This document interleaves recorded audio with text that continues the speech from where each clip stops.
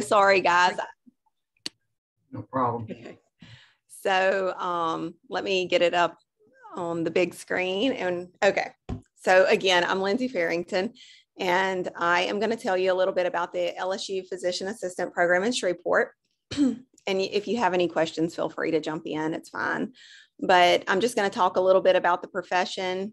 Hopefully y'all have heard of a PA, but I know there are people who haven't. So we'll talk a little bit about that and some of the things about the demographics of our profession, and then stuff about our school, just in case you're interested in applying there at some point. All right. So first, a PA is a healthcare provider who practices medicine. They can assess, diagnose, and treat illnesses. They can order labs and radiology studies and interpret those and write prescriptions and assist in surgery, and pretty much every field of medicine PAs work in somewhere. So once in Louisiana, you do have to be partnered with a physician. They don't have to be there at the same time. I work at a clinic a couple of mornings a week, and I'm there 2 days a week, and the doctor's there 3 days a week. We're never there at the same time, but you can, if I had a question, I could call if I needed to. So this is just something from NCCPA, who is the licensing board for PAs, just talking about some of the things that PAs can do. And it's kind of what I just told you. And down at the bottom on the left-hand side, you can see that most PAs work in subspecialties, even though most PA programs are general, like primary care-based programs. That doesn't limit you to only working in primary care. So you can find PAs literally in any field of medicine.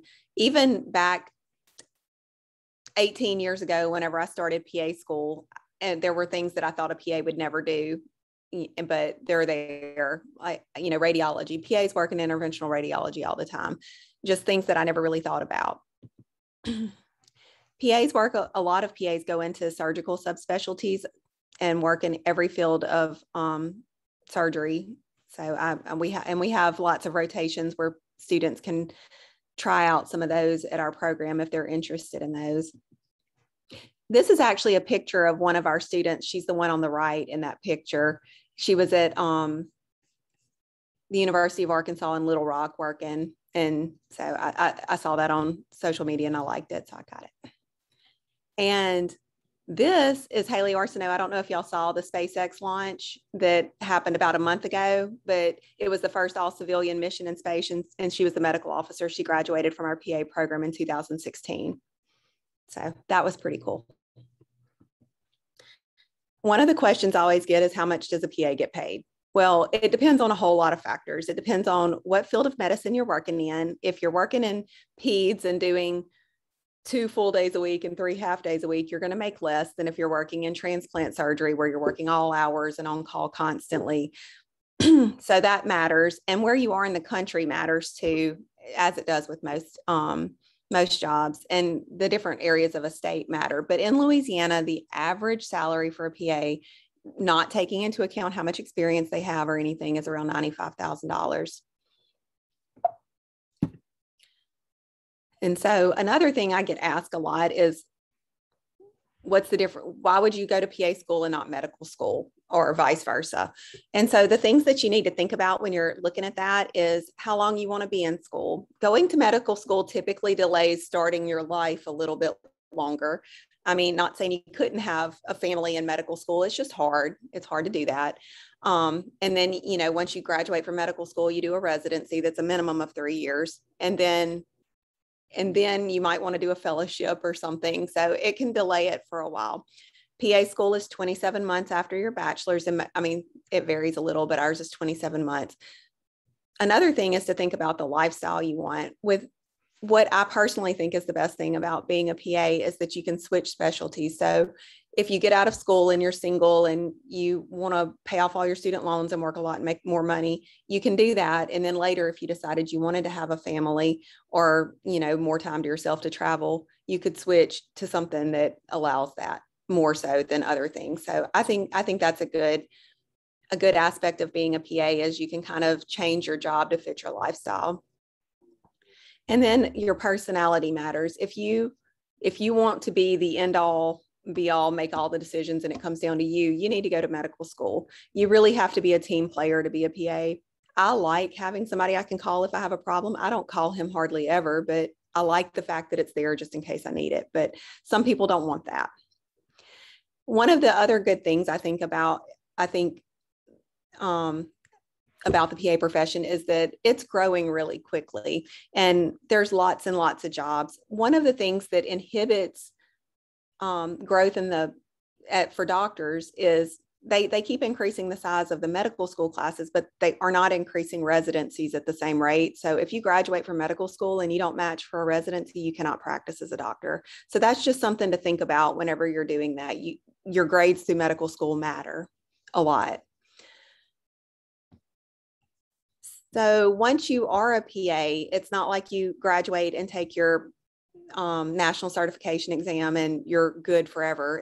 It's not like that. You do have to do 100 hours of continuing medical education every 2 years, which is more than doctors have to do. But I think it's good. I mean, I get way, way more than that. So that's never been a problem for me. And you have to retake the test every 10 years. And the thing with that is no matter what field you're working in, you're taking a primary care test every 10 years. So you have to stay up on all of that information. So there are so many PA schools now. There's more than, I think there's 277 right now, and there's another 50 that are in the process of trying to get accredited to open. So you have lots of options if this is what you want to do. The price of those varies, how much it costs to go there. We're the cheapest in the state. We're one of the cheapest in the country in Shreveport. But what I would encourage you to think about whenever you're trying to decide where you want to apply, it's required that PAs and doctors are the ones that teach in PA school. Most of the faculty have to be that. So we're not taught to be teachers when we go to PA school or when you go to med school. So if you go somewhere that has a bunch of new faculty, you're probably setting yourself up for poor test questions and, lots of issues with things like that, because teaching is completely different. So just look into that kind of thing when you decide where you want to go. Excuse me. So the Louisiana State Board of Medical, the State Medical Board is the ones that license PAs in the state of Louisiana. And there's only about 1,300 PAs in Louisiana, and that's not very many. So, and that was in 2020. It's hard to get this year's data, but until next year. So it's not very many, but it is growing all the time. Our mission is to educate people to provide healthcare for Louisiana, to improve healthcare in Louisiana in a primary care curriculum. And so we do give preference to in-state residents. We can take 20% from out of state, but 80% of our class is in-state. Of course, we want to graduate competent PAs, and they have to be lifelong learners. The way that you treat diabetes today is not how we're going to treat diabetes 5 years from now. This whole coronavirus thing is a perfect example of how you're having to continue to learn and evolve and get new skills and all of that. So we're really teaching people how to learn forever. And then we want people to be active in their state and national organizations, because that helps advance the profession. So our PA program is the oldest PA program in the state. We opened in 1994. Our first class graduated in 96. We've had 26 graduating classes to date, about 780 graduates, and we are accredited. It's called accreditation continued, but that's fully accredited. These are our PANCE pass rates. The PANCE is the national certifying exam that you have to take to practice as a PA. And these are the first time pass rates. The national average for 2021 won't come out until 2022, but we have a 99% 5-year first time pass rate. Okay, this slide is something that I wanted to share with y'all.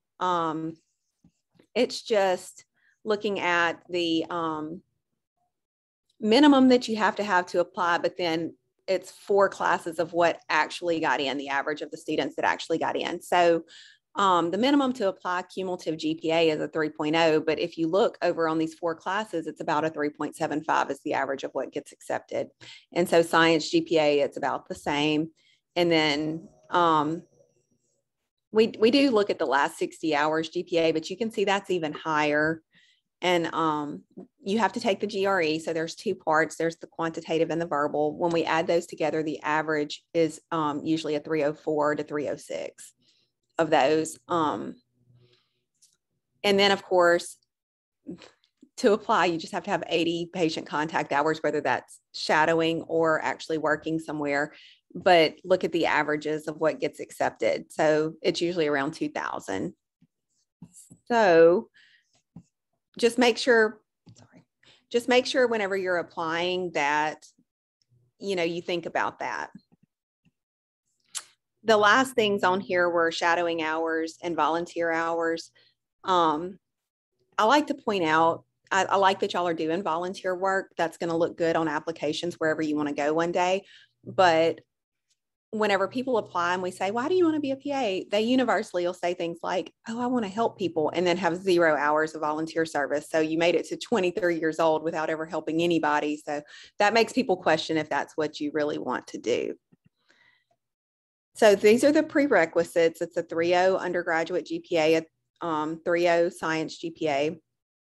You have to have specific prerequisite courses. They're on our website, but it's upper level biologies, anatomy, physiology, microbiology, a 3-hour medical terminology class, a statistics class, and chemistries. So, and the GRE has to be, it's not a new exam anymore, but it's the new numbers from years ago, a minimum of 290. But like I said, the average that gets in is a 304 to 306.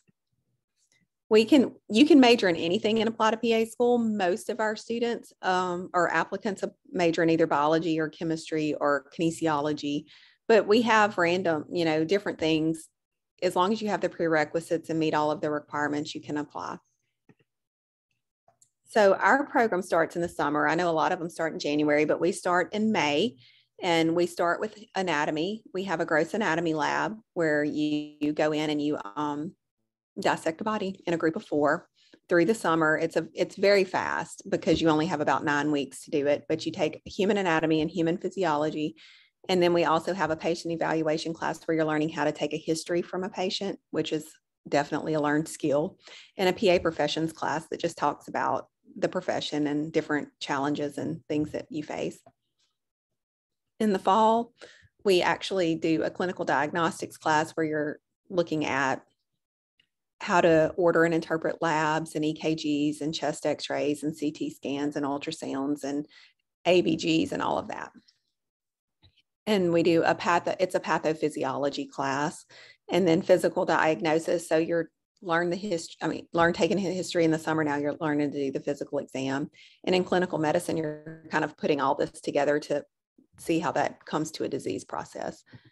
And then in the spring in clinical medicine too, it's the same stuff, just with treatment added. And you're also taking a pharmacology class. Our pharmacology is taught by a fellowship trained PharmD, who it makes it very applicable to how you actually practice. And then clinical practice issues, we've put everything in that class that doesn't fit anywhere else. How not to get sued, how to deal with difficult patients, billing and coding, that sort of thing. And then after that first 3 semesters, you go on rotations. So you do 12 4-week rotations through the year. You come back to Shreveport on the final Friday of that 4 weeks and take a rotation exam test. It's a final test for that course. And throughout the year, you also, that whole year, you're kind of doing a research project, but it's not anything that's super challenging. We made it pretty concise. And then there's also a clinical ethics class because there's all kinds of ethical dilemmas involved in medicine. And then the final summer before you graduate, you get to pick your own rotation that you're going to do for 8 to 9 weeks, as long as we get all the paperwork in place. And usually people try to find a place that's looking to hire, so you can try them out and they can try you out and see if it's a good fit and do that. But if, of course, if you don't find something on your own, we will gladly get it for you. Everybody always finds them though. And then you do a little master's project where you make a little PowerPoint slide of your research that you did. And it's not original research. It's more of a lit review. And then you graduate. The tuition and fees for our program for a in-state resident, the tuition and fees for the entire program's just under $39,000.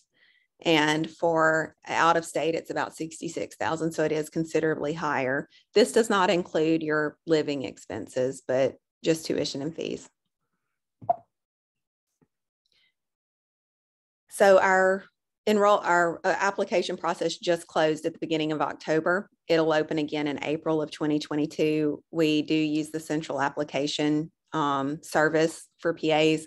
So you go in and you put in all your information there. You have to send them your GRE scores and your transcripts from everywhere you've gone to college, and you type in all of your grades, and they come behind you and type it in beside you to make sure you did it right, so that we can see that they're all correct. And that takes a little while for them to go in and do that. So you really need to have it all turned in by September 1st for it to be verified by them by October 1st. I would not wait past that because you might miss the deadline. We typically do our interviews in September, October, and November. We are in the process of doing interviews right now, and everyone should know by December, the beginning of December, who gets in and who doesn't. When you are doing an application, whether it's for PA school or medical school or whatever kind of school you want to go to, make sure that you're very concise and complete. It's not errors. You're not using punctuation errors or spelling errors. Don't plagiarize anything. And as you are going through college, even thinking back to high school, make sure you keep a good list of all of your experience that you have, because you can use that.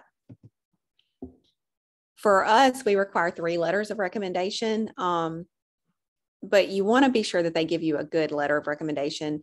Good letters don't help you a tremendous amount, but if you have a bad one, whenever you only have to get 3 out of every person on the planet, that's a big red flag. So you do not want a bad letter of recommendation. So I have found in the past that if you say something to the effect of, do you have enough time to write me a really strong positive letter of recommendation? That way they could get out by saying, I don't have time to do it, if they're not going to give you a good one. Because you don't get to see these, they go straight into that.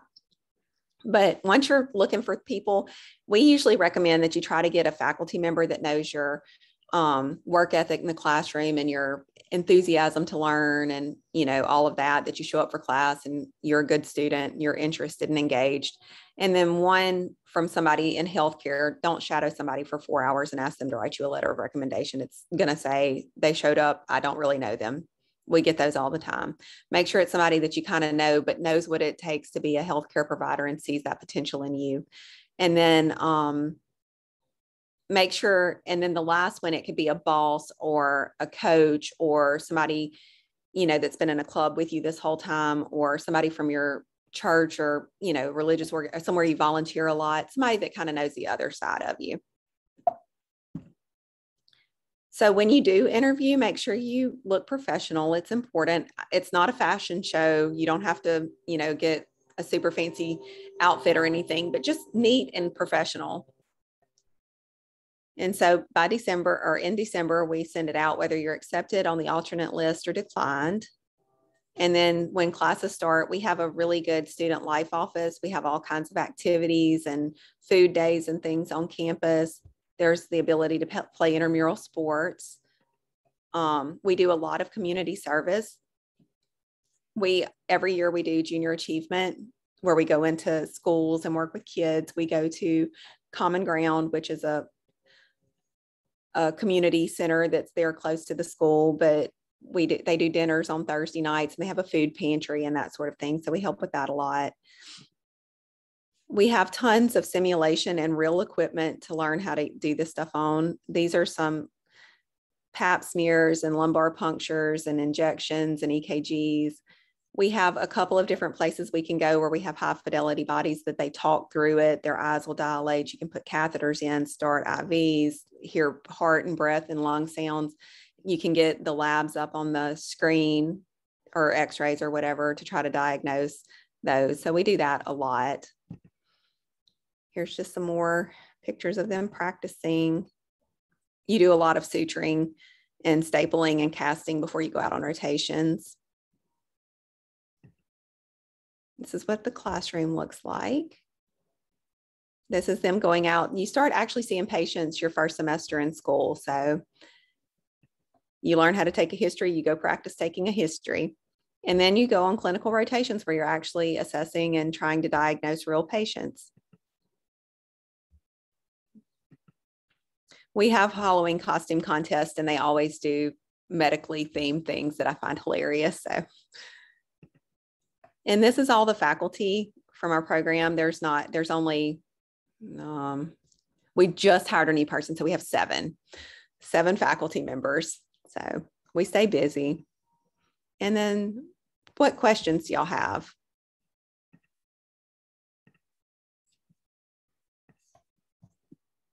And if you don't want to speak, you can just type it in the chat and I can ask for you.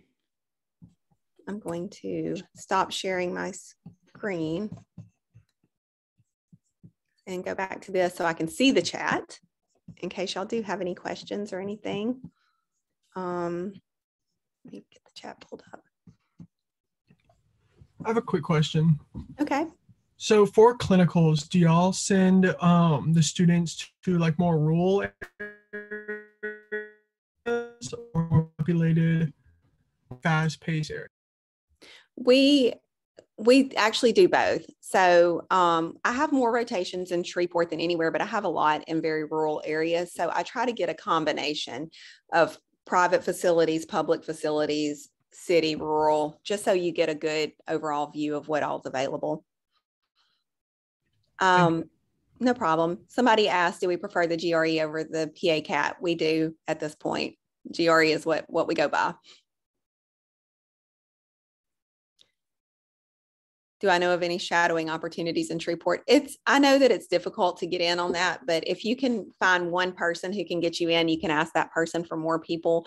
I know that shadowing was a little harder during COVID, but they are letting people shadow again. So LSU, I know, allows people to shadow in some of the facilities, and I would probably try to start with a independent, like family practice or something, if you know somebody in there, even if it's anybody that works there, an office person or a nurse or whatever, and see if you can get in. I don't know of any like that take a bunch of students all the time off the top of my head.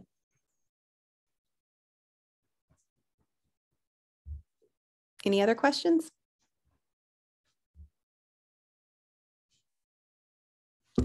Somebody asked, is there a certain science major that looks more competitive than others? Not really. I mean, we require 8 hours of upper level biology on top of your anatomy and physiology and all of that.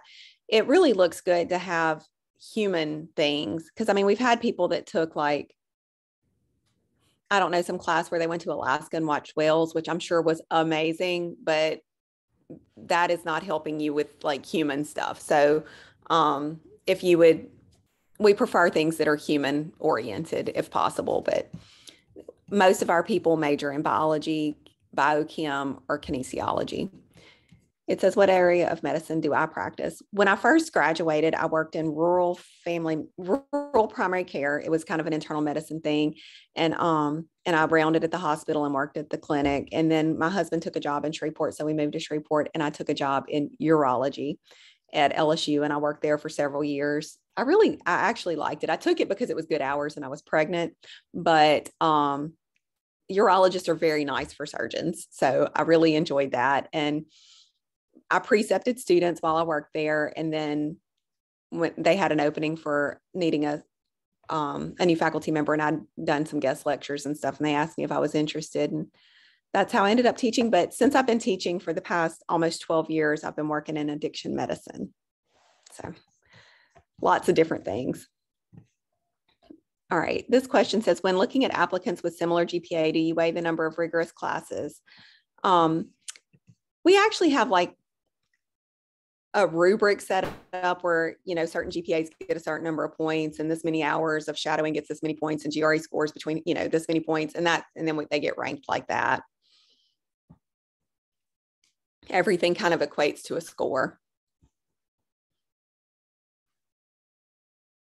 And then that's how we pick who we interview. And then in interviews, everything gets a score again, then they all get added together, and then they get ranked again.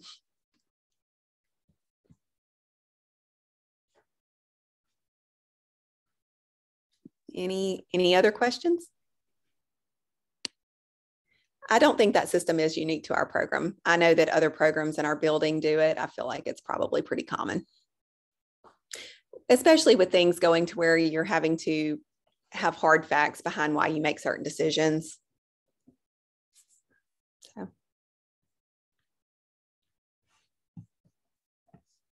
Yes, a lot, almost all the schools. I mean, you can't just be like, well, you know, this person was, I mean, somebody can blow an interview and have great scores and still not, you know, it be a problem. But yes, neurology is a possibility, and neurosurgery. There are PAs in Shreveport that work in both. So, and neurology